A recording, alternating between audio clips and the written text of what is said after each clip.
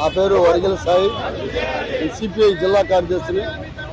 ఇవాళ దేశవ్యాప్తంగా 10 వామపక్ష పార్టీల ఆధ్వర్యాన ఇటీవల మోడీ ప్రభుత్వం మహాత్మా గాంధీ గ్రామీణ ఉపాధి చట్టానికి తూట్లు పొడిచి దాని పేర్లు మార్చి దాంట్లో ఇప్పటిదాకా ఆనాడు యూపీఏ ప్రభుత్వం 74 మంది 64 మంది పార్లమెంట్ సభ్యులు డిమాండ్తో ఆనాడు కాంగ్రెస్ ప్రభుత్వం యూపీఏ వాళ్ళు అంగీకరించి ఈ గ్రామాల్లో ఉండే పేద ప్రజలకి ఉపాధి కల్పించే ఉద్దేశంతో తీసుకొచ్చిన ఈ చట్టం ఇప్పటిదాకా ఎంతో మంది చట్టం కింద గ్రామాల్లో పనులు లేని వాళ్ళు ఆర్థికంగా లాభపడి వాళ్ళ జీవనం కొనసాగిస్తా ఉన్న సంగతి అందరికీ తెలిసిందే. దాన్ని వాళ్ళకు ఇచ్చే కేంద్రం నుంచి ఇచ్చే గ్రాంట్లు, రాష్ట్రం నుంచి ఇచ్చే గ్రాంట్లు తగ్గించి ఆ యొక్క ఉపాధి పథకానికి తూట్లు పొడిచి మోడీ తూట్లు పొడవడే కాకుండా ఆయన ఈ దేశంలో అన్ని పేర్లు మార్చేస్తున్నాడు. రాష్ట్రాల పేర్లు మార్చేస్తున్నాడు, వీధుల పేర్లు మార్చేస్తున్నాడు, చట్టాల పేర్లు మార్చేస్తున్నాడు. ఇప్పుడు ఆఖరాకి ఈ విధంగా ఈ పేద ప్రజలకి మహాత్మా గాంధీ పేరు పెట్టుకొని మహాత్మా గాంధీ విగ్రహం ముందే మేము మాట్లాడుతున్నాం, మోడీని ప్రశ్నిస్తున్నాం. అయ్యా, బీహార్ లో గుజరాత్ లో పుట్టిన గాంధీకి అంటే మీకు ఎందుకు అంత పట్టదు? గాంధీని అడగదొక్కి గాడ్సేని ముందుకు తీసుకొచ్చి ఈ దేశం పేరు కూడా రేపు అదానీ ఇండియా అదే పేరు పెట్టినా ఆశ్చర్యపడాల్సిన అవసరం లేదు. అదానీ ఇండియా అని. ఎందుకంటే పేర్లు నువ్వెక్కడా నీ యొక్క ఎన్నికల మేనిఫెస్టోలో నేను పేర్లు మారుస్తానని చెప్పలా. పేర్లు కాదు నువ్వు మార్చాల్సింది. నీకు దమ్ముంటే నీ ఎన్నికల వాగ్దానం ఇచ్చిన దాంట్లో ఈ దేశంలో ఉండే నిరుద్యోగ సమస్యని రూపుమాపు. ఆ విదేశాల నుంచి తీసుకొస్తున్న నల్లధనాన్ని తీసుకురా.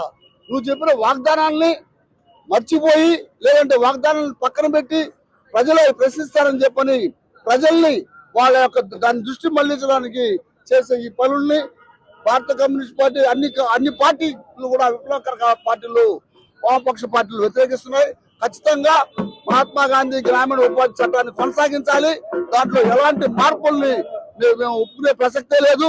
పేద ప్రజలు ఒప్పుకోరు, ఏ పార్టీ కూడా ఒప్పుకోదు.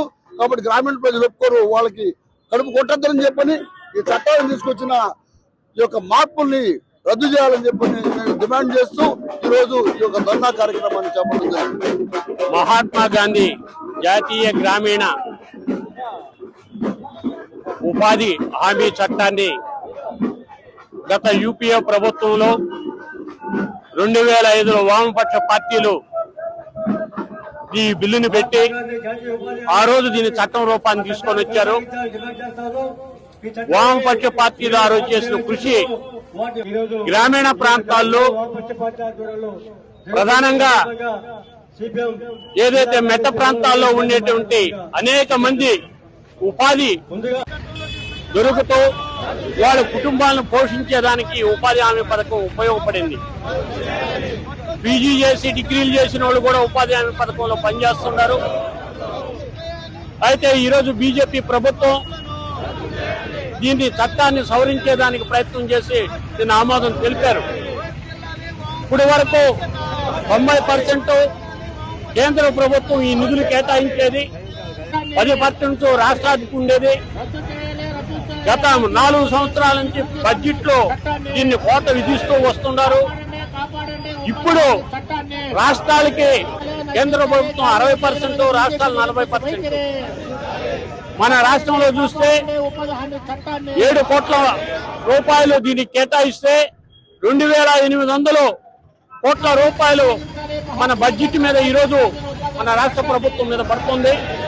అయితే ఈ రాష్ట్రంలో ఉన్నటువంటి కూటమి ప్రభుత్వం అట్లాగనే వైఎస్ఆర్సీపీ ప్రభుత్వం బలపరచడం ఇది సిగ్గుసేటు.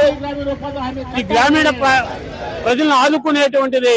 అందువల్ల గ్రామీణ ప్రాంతాల్లో పోయి ఉపాధి హామీ పథకం కార్మికులందరినీ కలిసి దీనికి సంబంధించిన వివరాలన్నీ చెప్పి రాబో కాలంలో ఉపాధి హామీని ఏదైతే ఉందో దాన్ని కొనసాగించాలనేటువంటి సందర్భంగా తెలియజేస్తున్నారు. సోదరులారా, మోడీ గారు 2005లో పెట్టిన ఈ చట్టాన్ని 2014 అధికారంలోకి వచ్చిన కాడి నుంచి ఈ పథకం ఒక నిరర్ధకమైన పథకం అని చెప్పని ఈ పనికి ఆహార పథకం ఎత్తేయాలని అప్పటి నుంచి ఆయన మనసులో బీజం పడది. ఆయన ఒకటే చెప్తున్నాడు, ఒక దెబ్బకి 2 పెట్లు అన్నట్టు, ఒకటి ఈ సంక్షేమ పథకాలన్నీ ఎత్తేయాలి, దీని ద్వారా మిగిలిన డబ్బుని అదానీల కంపెనీలకి కట్టబెట్టాలి. ఈ దుర్మార్గపు ఆలోచనతోనే మోడీ గారు చెప్తున్నారు. అయితే గ్రామీణ ఉపాధి హామీ చట్టం గ్రామీణ ప్రజలకు పని లేనప్పుడు పని కల్పిస్తుంది. దాని ద్వారా ఏమవుద్ది, వాళ్ళ చేతిలో డబ్బులు వస్తాయి పని చేశారు కాబట్టి. ఆ డబ్బులు ఏమి ఇళ్లలో దాచిపెట్టుకోరు, వాళ్ళు ఏదో గుడ్డ కోసి ఏదో ఒకటి కొంటారు. ఆ విధంగా ఒక రకమైన ఆర్థికంగా సైక్లింగ్ జరిగేది. ఈ ప్రక్రియని దెబ్బకొట్టి ఈ పేదోడికి ఇచ్చే ఏ పథకమైనా నిరర్ధకమే. అది అదానీ కంపెనీలకు ఇస్తే వాళ్ళైతే దేశాన్ని బాగుపరుస్తారనే ఒక నిశ్చయమైన నిర్ణయంతో మోడీ గారు ప్రయత్నం చేస్తున్నారు. ఇది చాలా దుర్మార్గం. అందులో దాదాపు 30 కోట్ల మంది ప్రజల్లో, గ్రామీణ ప్రజల్లో 12 కోట్ల మంది ఈ పథకం మీద ఆధారపడి బతుకుతున్నారు. ఈ పథకం వల్ల వాళ్ళ జీవితంలో ఎంతో కొంత వెసులుబాటు దొరికింది. ఈ మాత్రం వెసులుబాటును కూడా భరించలేని మోడీ గారు ఈ మధ్య చట్టాన్ని తీసుకొచ్చారు. ఒకటేమంటున్నాం అంటే, మేము 100 రోజులు కాదు 125 రోజులు పని కల్పించామని అంటున్నాడు. ఇది అబద్ధం. 125 రోజులు పని అయితే డబ్బులు లేవు. గతంలో ఇచ్చిన డబ్బుల కంటే ఆ డబ్బులను బడ్జెట్ లో కుదిచ్చేసి 125 రోజులు కాదు 250 రోజులు పని పెట్టిన ఉపయోగం ఏముండదు, పని జరగదు. కాబట్టి ఈ దుర్మార్గమైన ఈ చట్టంలో వచ్చిన మార్పులతో తెచ్చిన కొత్త చట్టాన్ని రద్దు చేసి పాత చట్టాన్ని కొనసాగించాలని మేము డిమాండ్ చేస్తున్నాం. నా పేరు రాంబాబు, న్యూ డెమోక్రసీ. నా పేరు లక్ష్మీరెడ్డి, సిపిఐఎంఎల్ జిల్లా నాయకులు. ఈ కేంద్ర ప్రభుత్వం మొన్న పార్లమెంటు సమావేశాల్లో తెచ్చిన పేదలకు ఉపాధిని దెబ్బతీసే విధంగా కొత్త బిల్లుని తీసుకొచ్చారు. రాష్ట్రాల హక్కుల్ని హరించి వేస్తూ మొత్తం ఈరోజు రాష్ట్రంలో ఉపాధి పనులు ఎంత జరగాల, ఎంత నిధులు కేటాయించాలా, ఏ జిల్లాలో పనులు జరగాల, ఏం జరగాలనేది ఇంతకుముందు రాష్ట్రాల చేతుల్లో ఉండేవి. ఈ రోజు కేంద్రం చేతుల్లోకి మొత్తం హక్కుల్ని లాగేసుకుంది. సమాఖ్య స్ఫూర్తిని ఈ రోజు మొత్తం దెబ్బతీసే విధంగా ఈ కొత్త బిల్లు ఈబీజీ రామ్జీ బిల్లుని తయారు చేశారు. కావున ఈ రోజు పేదలు దేశవ్యాప్తంగా ఈ కొత్త బిల్లుకు వ్యతిరేకంగా ఆందోళన సాగిస్తున్నారు.